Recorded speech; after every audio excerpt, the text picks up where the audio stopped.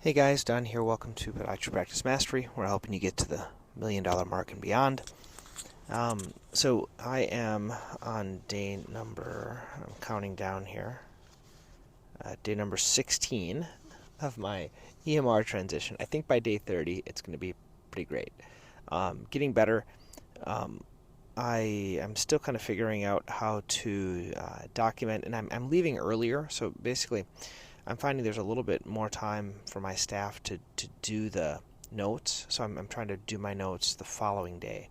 In the past, I used to always finish them same day, but just because I have some extra time during the day, I don't want to stay late. So I'm trying to get out at an earlier time. So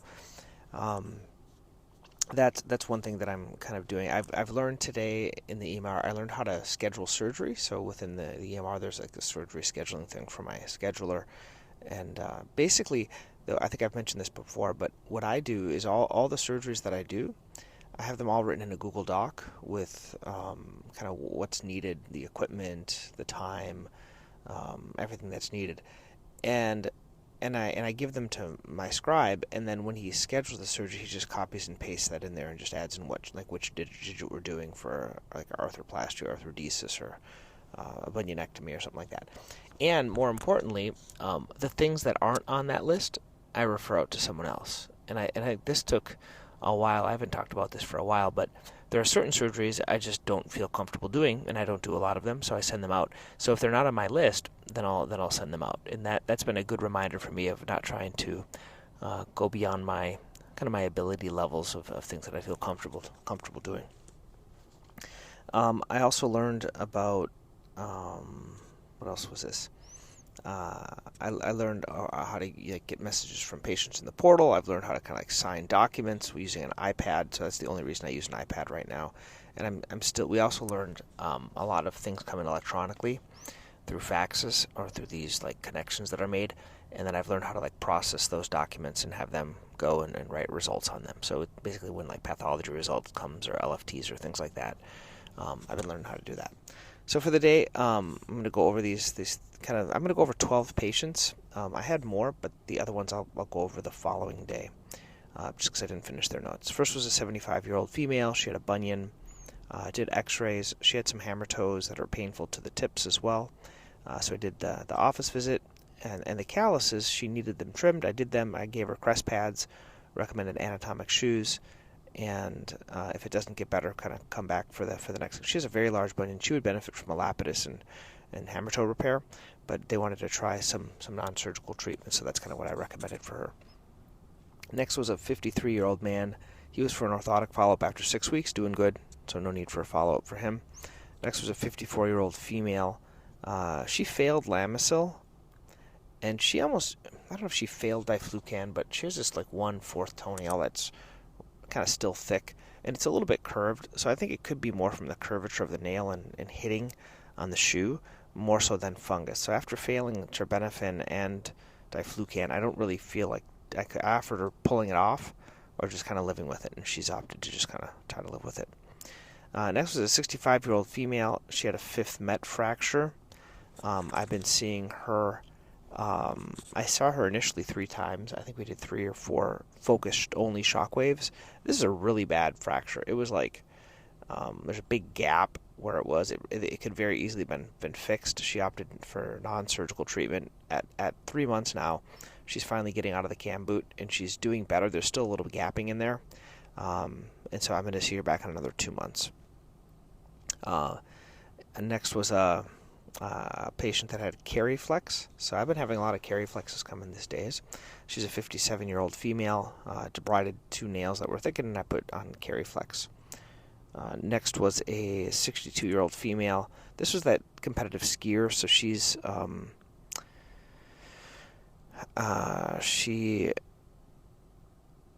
Oh, I'm sorry. This is a different one. I did see the competitive skier, that 5th met osteotomy. She's number 5 out of 6.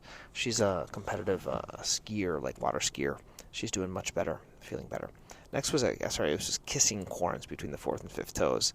Recommended lamb's wool. I have a page specifically on kissing corns on our website, like a web page, and just going to do a Castellani paint and lamb's wool and ginger and violet, all that stuff to dry it out. But really, I explained to her, and I showed her on the x-ray, she has the 2 bones that are hitting again. So I recommend an arthroplasty of the 5th toe to take care of that. So she's going to let me know if she wants that.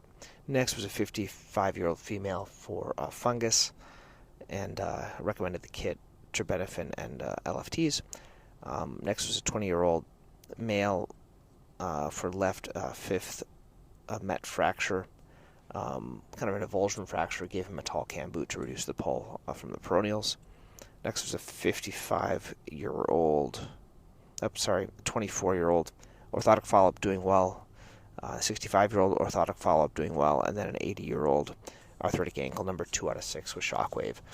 That's not to help with the arthritis, it's to help with the bone marrow edema around it. So that was the day. There were more, I just didn't finish those notes. But it was a good day. I'm getting better at shockwaves, getting better at the notes. Morali is doing a great job. It seems like it kind of like you're wait, and then hurry up. That's what it's been like, because the staff are kind of learning. We're also going through a lot of staff training. We have many new staff that are kind of coming in, trying to train them, trying to get them up to par with treating things. But things are going well. I'm going to keep writing out my positive focus until I get to day 30 here.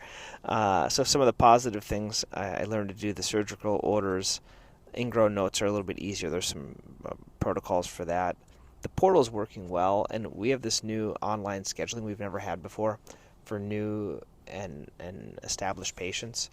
So on our website, I put a link that says like schedule online, and we're finding that patients are using that. And I'm working on with my SEO people, they're going to make a web page for an urgent care foot and ankle, kind of web page / some blog articles to push to it. And the thought is to use this, and then the scheduler, you can schedule by whoever, like the first available appointment.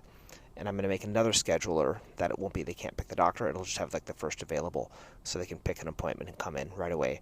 And this would be, and on this I kind of I'm putting in the things that we're already getting from the urgent cares, that they see them, and then they come to see us. So like the fractures, the gouts, the ingrown toenails, the ankle sprains, things like that. So I'm trying to compete with the urgent care with this webpage. This is something that it's not quite up and done yet, but if you want to go to our website and see this new, we have the online schedule, you can see how that works. And also there's a chat bot in there that works pretty well. It's called Clara. It's part of ModMed. It's kind of a neat patient communication tool, and it sounds like we have the deluxe, meaning we're paying for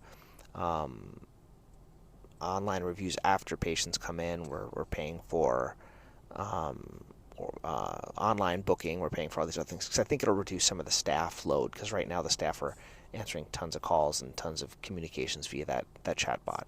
But it seems like the communication portion's working well. They have a pretty good system there.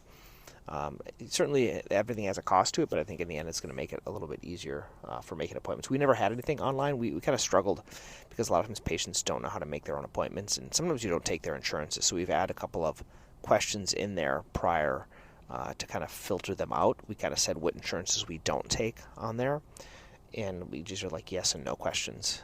That'll help a little bit with the flow. Okay, so that's what's going on. Getting a little bit better. Everything else is good, and we'll talk to you guys later.